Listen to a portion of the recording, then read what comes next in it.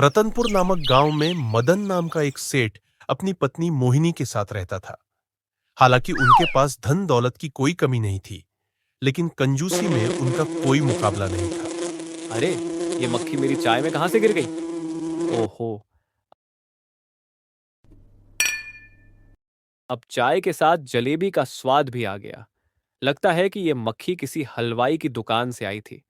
इसका मतलब अब मुझे जलेबी खाने की जरूरत नहीं। कुछ पैसे बच गए। मदन अपनी हर छोटी बड़ी चीज में पैसे बचाने के नए नए तरीके खोजता रहता था। हे भगवान, आपकी कंजूसी की कोई हद भी है। हर चीज में पैसे बचाने के लिए न जाने क्या क्या करते रहते हैं। सुनिए जी, आज मछली खाने का बहुत मन हो रहा है। बाजार से ले आइए ना, पिछले 1 साल से कह रही हूँ और आप बस टालते जा रहे हैं।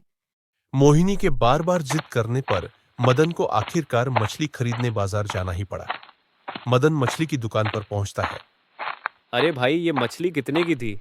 सेठ जी, ये मछली 100 रुपए किलो है। अरे, इतना महंगा, कहीं और सस्ती नहीं मिलेगी क्या? सेठ जी, अगर सस्ती चाहिए तो थोक की दुकान पर जाइए। मदन तुरंत थोक बाजार चला गया। भाई, यहाँ मछली कितने की है? सेठ जी, यहाँ 80 रुपए किलो है। यह भी बहुत महंगा है। वैसे तुम ये मछली कहाँ से लाते हो? सेठ जी, हम सीधे नदी से मछली पकड़कर लाते हैं। मदन को यह आइडिया बहुत पसंद आया। जब मछली मुफ्त में नदी से मिल रही है तो मैं पैसे क्यों खर्च करूं? मैं खुद ही पकड़ लूंगा। मदन नदी के किनारे पहुंचता है वाह, ये नदी तो बहुत बढ़िया है। जल्दी से मछली पकड़ लेता हूं। और पानी में उतर जाता है। परंतु जैसे ही वह गहराई में पहुंचा, उसे एहसास हुआ कि उसे तैरना नहीं आता। वह धीरे धीरे डूबने लगा। अब मदन को भगवान याद आने लगे। हे भगवान, बचाओ प्रभु, मेरी जान बचा लो। अगर मैं बच गया तो 101 ब्राह्मणों को भोजन कराऊंगा।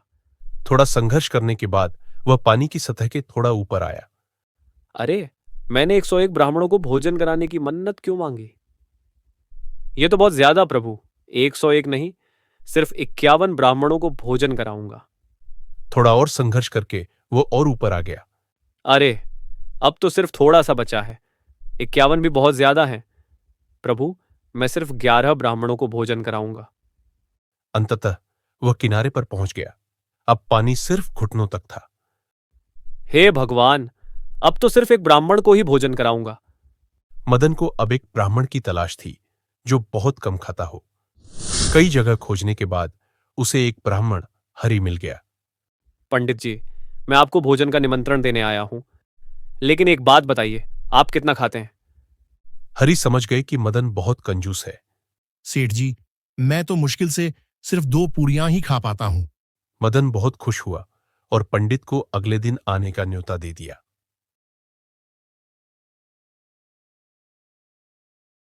पंडित जी कहाँ रह गए? मुझे दुकान के लिए देर हो रही है।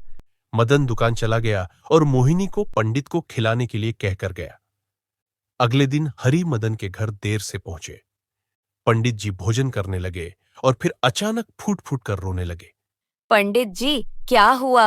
अब अरे सेठानी जी, जब आपकी सासू मां थी तो वह भोजन के साथ दक्षिणा भी देती थीं। मोहिनी भावुक हो गई और तुरंत 5100 रुपये दे दिए। इसके बाद हरि ने दोबारा रोना शुरू कर दिया। अब क्या हुआ? आपकी सासू मां मुझे भोजन के बाद 21,000 रुपए भी देती थीं। मोहिनी ने तुरंत 21,000 रुपये निकाल कर दे दिए। रात को मदन घर आया और मोहिनी ने उसे सब कुछ बताया। 26,000 रुपए दे दिए। मैं उस पंडित को नहीं छोड़ूंगा। मदन पंडित के घर पहुंचा, लेकिन वहां एक अलग नजारा था। राम ने नाटक किया कि मदन के भोजन से हरि की मौत हो गई। अरे, क्या? हे भगवान! डर के मारे मदन ने 20,000 रुपये और दे दिए।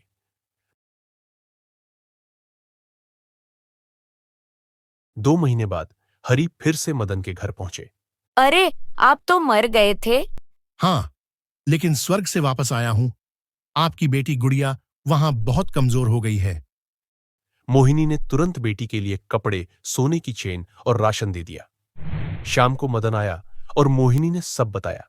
अब मदन को समझ आया कि उसे ठगा गया है। मेरी तो कोई बेटी ही नहीं थी। ढूंढूंगा और अपनी इस कंजूसी को त्याग दूंगा। अपनी बीबी और धूर्त पंडित का गुस्सा लेकर वह पंडित के घर की तरफ चल दिया। जब मदन पंडित जी के पास पहुंचा तो उनसे हाथ जोड़कर माफी मांगने लगा। मैं समझ गया हूं कि आप मुझे उसी बात की सजा दे रहे पंडांती जी, मुझे माफ कर दीजिए। मैं आज के बाद कभी कम खाना खाने वाले ब्राह्मण को नहीं है।